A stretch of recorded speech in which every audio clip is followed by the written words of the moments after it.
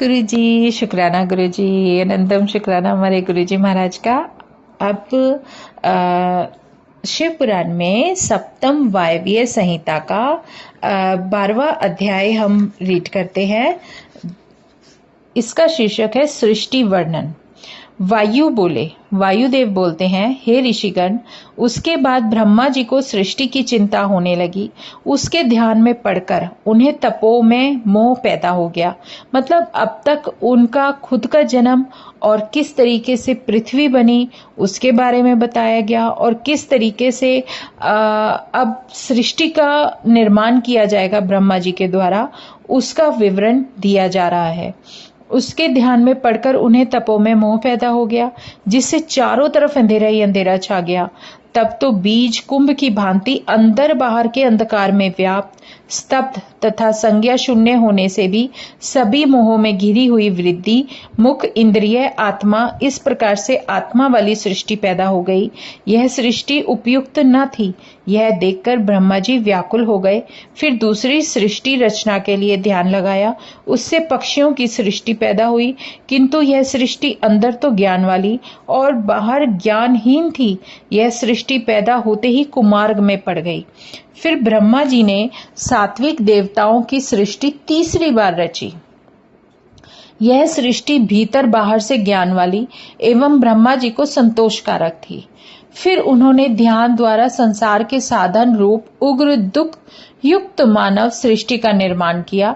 ये सृष्टि अंदर तथा बाहर से प्रकाशमयी, सूक्ष्म, तमोगुण और विशेषकर रजोगुण वाली हुई। और ब्रह्मा जी द्वारा प्रथम महत्व सृष्टि, दूसरी तन्मात्राओं की भूत सृष्टि और तीसरी वैकारिक इंद्रिय संबंधनी सृष्टि हुई। यहाँ तक बुद्धिहीन प्राकृतिक सृष्टि कहलाई और चौथी सृष्टि मुख्य स्थान हुई। फिर पांचवी वक्र स्तोत्र से पैदा हुई पक्षियों की सृष्टि हुई, और छठी ऊर्ध्व स्तोत्र से देव सृष्टि हुई, और सातवीं अर्वक स्तोत्र से मानव सृष्टि हुई, और आठवीं सृष्टि अनुग्रह वाली, नौवीं तो कुमार सृष्टि हुई, और प्राकृतिक सृष्टियां 3 तो ज्ञानहीन हुई, एवं वैकारिक मुख्य ज्ञानादिक युक्त 5 सृष्टियां हुई।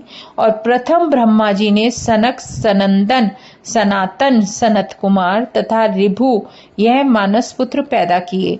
ये सब राग द्वेष आदिक से विमुक्त एवं योग मार्गगमी होते हुए तभी तो इस सृष्टि निर्माण में निष्ठा न धरकर वहां से चले गए। यह देखकर सृष्टि की इच्छा से ब्रह्मा जी ने तप किया। तपस्या करते करते बहुत सा समय लग गया, किंतु फल कुछ भी नहीं निकला। बहुत थककर ब्रह्मा जी क्रोध में आकर अश्रुपात करने लग गए। उन आंसुओं के कणों से भूत प्रेत आदि पैदा हो गए। यह देखकर उनका क्रोध और भी बढ़ गया। इस कारण देह त्याग कर दिया। उसके बाद प्राण स्वामी नील लोहित भगवान रुद्र ब्रह्मा को प्रसन्न करने के लिए उनके मुख द्वारा पैदा हो गए। तब तो भगवान रुद्र ने अपने शरीर से 11 स्वरूप पैदा कर दिए और कहा, हे पुत्रों, मैंने आप लोगों को लोकहित के लिए प्रकट किया है, इसी कारण प्रजा रचने के काम में लग जाओ। इस प्रकार की आज्ञा पाकर वे रोने लगे और वहां से भाग गए। इसलिए इन सब का नाम रुद्र विख्यात हुआ। इसके बाद महेश्वर ने ब्रह्मा के मृतक देह में प्राणों का संचार कर दिया। तब तो रुद्रदेव बोले कि लोक पितामह, तुमको फिर जीवित कर दिया है, अब तो सुखपूर्वक उठकर बैठ जाओ। तब इस प्रकार के मधुर वचन सुनकर ब्रह्मा ने आंखें खोल दी और पास में बैठे हुए रुद्र भगवान को देखकर हाथ जोड़े, और फिर कहने लगी कि आपने मुझ पर दया की जो इस प्रकार मुझको दर्शन दुए। कृपा करके अब यह बताइए कि आप 11वें रूप कौन है? तब रुद्र जी बोले, मैं परमेश्वर हूँ, किंतु इस समय तुम्हारा ही पुत्र हूँ, और ये 11 रुद्र तुम्हारी रक्षा के लिए मेरे साथ आ गए हैं।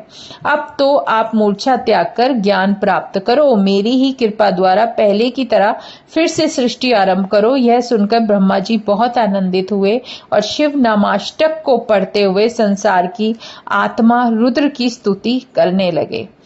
फिर हाथ जोड़कर प्रार्थना की कि हे महेश्वर, आप तो सृष्टि निर्माण के लिए ही मेरे अंगों से पैदा हुए हो, इसी कारण इस कार्य में आप भी मेरे सहकारी बनो। यह सुनकर रुद्रदेव ने तथास्तु कहा। फिर उनकी आज्ञा से ब्रह्मा ने अपने मन से मरीचि आदि 12 पुत्र पैदा किए। रुद्रदेव ये सबके सब मानस पुत्र है। इनमें देवताओं तथा क्रियात्मक महर्षियों के 12 वंश मिल गए। इसके बाद ब्रह्मा जी ने मुख से देवता, गले से पितर, जांघों से दैत्य, गर्भ से मानव और उपस्थीयेंद्रिय से राक्षस पैदा किए। ये निशाचर राक्षस बलवान थे, प्राय रजोगुण एवं तमोगुण वाले थे।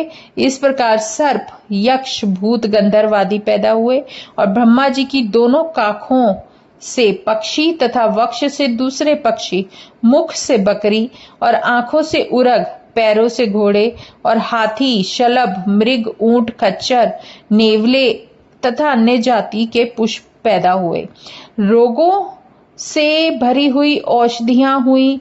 ब्रह्मा जी के पूर्व मुख से गायत्री एवं 3 वृत्तों वाले स्तोत्र, रथंतर, अग्निष्ठों आदि यज्ञ पैदा हो गए और दक्षिण मुख से यजुर्वेद, ऋतु छंद, 15 स्तोत्र, वृहत साम तथा सामवेद आदि और पश्चिम मुख से सामवेद, जगजी, छंद, 17 स्तोत्र आदि हुए। उत्तर के मुख से 21 आसयाम वाले अथर्व वेद, अनुष्टुप, छंद, वैराज आदि हुए। इनके फिर देह द्वारा अनेक भेद हो गए। ये सब के सब अपने अपने कार्य में लग गए। अपने अपने कर्मों के अनुसार जन्म मृत्यु के चक्र में पड़कर फल भोगने लगे। ब्रह्मा जी स्वयं ही इनके कर्मों के अनुसार सुख दुख, धन धान्य, व्यय संपत्ति आदि विधान कर दिया करते हैं। युग एवं समय के अनुकूल ही सभी प्राणियों के गुण, कर्म और स्वभाव आदि होते हैं। अब है 13वां अध्याय, ब्रह्मा तथा विष्णु की सृष्टि का वर्णन। अब जो उन्होंने सृष्टि की है उसकी डिटेल आ रही है। ऋषि बोले, हे वायुदेव, जब सृष्टि का आरंभ होने लगता है तो पहले महेश्वर द्वारा ब्रह्मा विष्णु उत्पन्न होते हैं और महेश्वर अपनी लीला द्वारा संपूर्ण संसार को रचते हैं।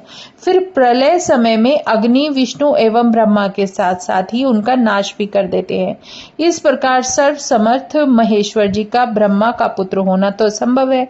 फिर वे ब्रह्मा के पुत्र किस प्रकार हुए, इससे इस संशय का निवारण करे। वायु बोले, मुनियों, महेश्वर जी ने जगत के निर्माण, पालन और संहार के लिए ब्रह्मा विष्णु रुद्र इन तीनों देवों को पैदा किया।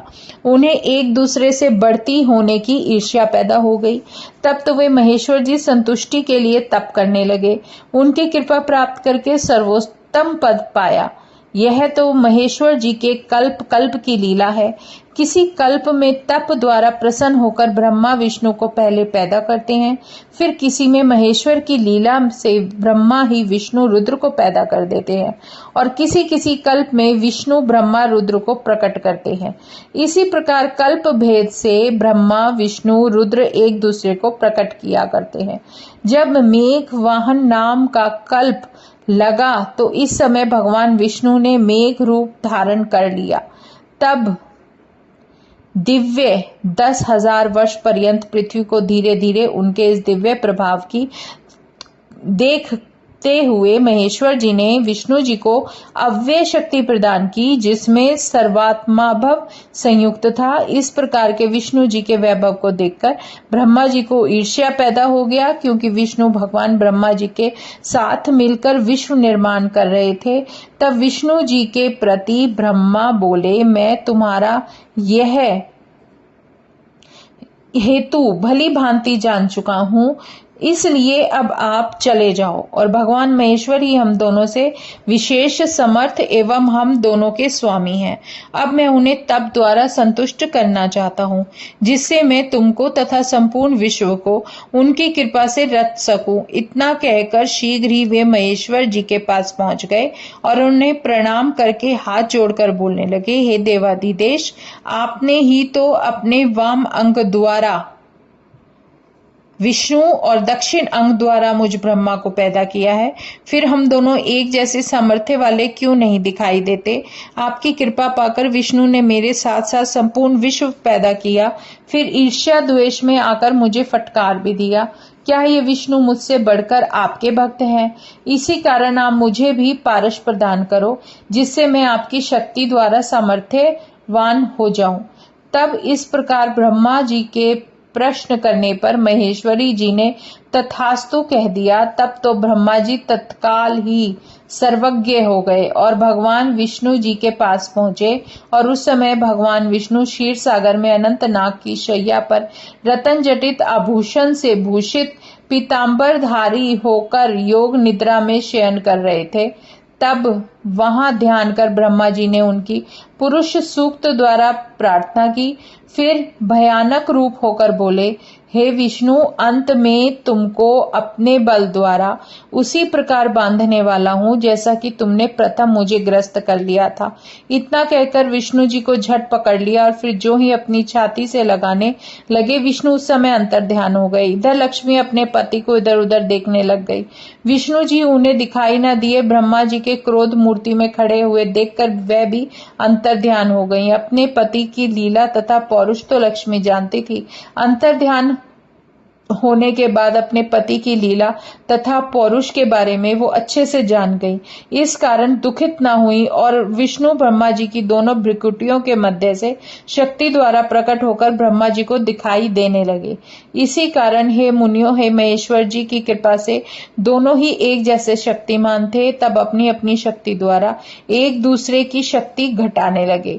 उनका द्वंद्व युद्ध छिड़ गया। उसे देखने के लिए भगवान शंभु वहीं प्रकट हो गए, और किंतु उन दोनों की शक्ति को अप्रकट रूप से देखने लगे। फिर प्रकट रूप से उनके सामने तुरंत प्रकट हो गए और उनका दर्शन करके ब्रह्मा विष्णु दोनों ने प्रणाम तथा स्तुति की, और महेश्वर जी ने अपनी अमोघ शक्ति से इन दोनों के क्रोध का कारण कर दिया और फिर वे अंतर ध्यान हो गए। जय गुरु जी, शुक्राना गुरु जी। अब है 14वां अध्याय, रुद्र की उत्पत्ति। वायु बोले, हे ऋषियों, अब मैं उन रुद्र भगवान की उत्पत्ति का कारण कहता हूँ जिसके द्वारा नष्ट हुई प्रजा सृष्टि फिर पैदा हो जाती है। ब्रह्मा जी जब अंड से प्रकट होकर कल्प कल्प में दिखाई देखते हैं कि मेरी रची हुई सृष्टि बढ़ नहीं रही, तब अत्यंत दुखी हो जाते हैं। इसका दुख मिटाने के लिए उन्हें कल्पों में महेश्वर की इच्छा से काल स्वरूप रुद्र भगवान पुत्र रूप होकर ब्रह्मा जी से प्रकट होना पड़ता है। फिर कृपा करके ब्रह्मा जी की सृष्टि आगे बढ़ाते हैं और भगवान शंकर की सृष्टि रचना कार्य के लिए कभी ब्रह्मा जी ने प्रार्थना की, तब आपने स्वरूप जैसे जटाधारी अनेकों रुद्र प्रकट कर दिए। सारे विश्व में वे सभी छा गए, सबके साथ भयानक रूप थे। यह देखकर ब्रह्मा जी ने हाथ जोड़कर रुद्र से प्रार्थना की कि हे रुद्र भगवान, यह आप क्या कर रहे हो? हमें तो इस भयानक सृष्टि की आवश्यकता नहीं। आप तो इस प्रकार की प्रजा रचना करके जो पैदा भी हो रहे हैं और मरते भी रहे हैं। तो ब्रह्मा जी के वचन सुनकर भगवान शंकर कुछ हंस पड़े और बोले, हे ब्रह्मदेव, मैं तो ऐसी ही प्रजा रचूंगा, तुम्हारी चाही नहीं, इसलिए तुम ही मन चाही प्रजा की रचना करो। इस प्रकार आज्ञा देकर आप प्रजा रचना कार्य से विमुक्त हो गए। अब है 15वां अध्याय, शिव शिवा की स्तुति। वायु बोले, हे ऋषियों, ब्रह्मा जी को अनेकों सृष्टि पैदा करने पर प्रजा वृद्धि दिखाई न दी। तब मैथुन द्वारा होने वाली सृष्टि रचना का विचार किया। इस कारण तप द्वारा महेश्वर जी को संतुष्ट करने का भी निश्चय हुआ और शक्ति के साथ महेश्वर जी के ध्यान में संलग्न होकर कठोर तप करने लगे। उससे प्रसन्न होकर आधा रूप स्त्री आधा रूप पुरुष का धारण कर महेश्वर जी ब्रह्मा जी के सामने प्रकट हो गए। तब दर्शन देकर ब्रह्मा जी अपने आसन से उठकर शक्ति के साथ महेश्वरी की अनेकों स्तोत्रों द्वारा स्तुति करने लगे। सर्वगुण निधान महेश्वर जी तथा बड़ी बड़ी अमोघ लीलाएं करने वाली जग की जननी शक्ति देवी, आपकी जय हो। आप तो संपूर्ण विश्व की रचना में समर्थ हो, अनेकों वैभव वाली हो, तुम्हारी जय हो। इस प्रकार अनेकों स्तोत्रों द्वारा शिव शिवा की स्तुति की। जय गुरु जी, शुक्राना गुरु जी, अनंतम शुक्राना हमारे गुरु जी महाराज का। अब हमारे सप्तम वायवीय संहिता के 15 अध्याय पूरे हो चुके हैं। शुक्राना गुरु जी का, अनंतम शुक्राना। ओम नमः शिवाय। शिव जी सदा सहाय। ओम नमः शिवाय। गुरु जी सदा सहाय। शुक्राना, अनंतम शुक्राना।